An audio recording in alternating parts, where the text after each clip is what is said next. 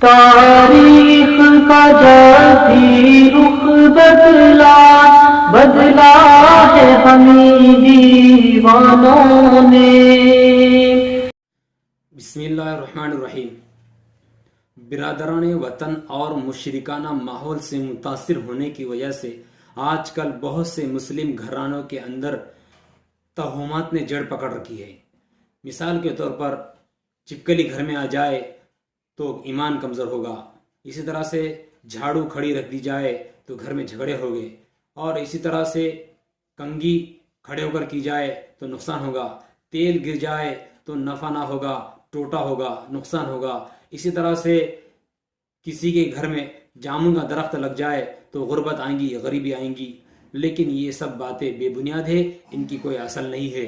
اسی طرح سے اور بھی ایک بات، ابھی اسی طرح سے مجھے بہت سارے جگہ سے فون آئے ہیں اور بہت سارے مسئلے پوچھے گئے، جس میں یہ بھی تھا کہ ابھی ہم لوگ نظر دوڑا رہے ہیں کہ پہلے پارے سے لے کر تیسرے پارے تک اس میں اگر قرآن کے اندر جو بھی نظر ڈالیں گا اسے بال نظر آئیں گا. اسے اس طرح سے عورتوں کے بال نظر آ رہے ہیں. کیا یہ بات صحیح ہے یا غلط ہے؟ کیونکہ اس طرح سے لوگ بہت ہی غلط فہمی میں مبتلا ہو چکے ہیں کہ کیا اس میں قرآن میں اس طرح کے بال کیوں نظر آ رہے ہیں.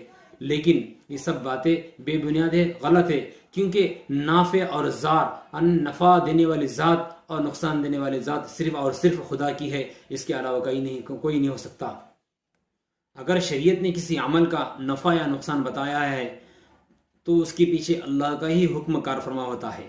کیونکہ قرآن مجید اللہ تعالیٰ نے اتارا ہے، اس لیے کتاب انزلناہ الیک کا اللہ تعالیٰ فرماتے ہیں کہ ہم نے کتاب آپ کی طرف اتاری ہے قرآن مجید، اس لیے لنخرج الناس من الظلمات الی النور، تاکہ انسانوں کو اندھیروں سے، تاریکیوں سے اور ظلمتوں سے نکال کر روشنی طرف لائے، بھٹکے ہوئے کو سیدھا راستہ بتائے، اور اسی طرح سے بچھڑے ہوئے کو اللہ سے ملا دے. کیونکہ یہ قرآن مجید یہ دستوری حیات ہے، منشور حیات ہے، اور یہ پیغام ہے اللہ کا انسانیت کے لیے.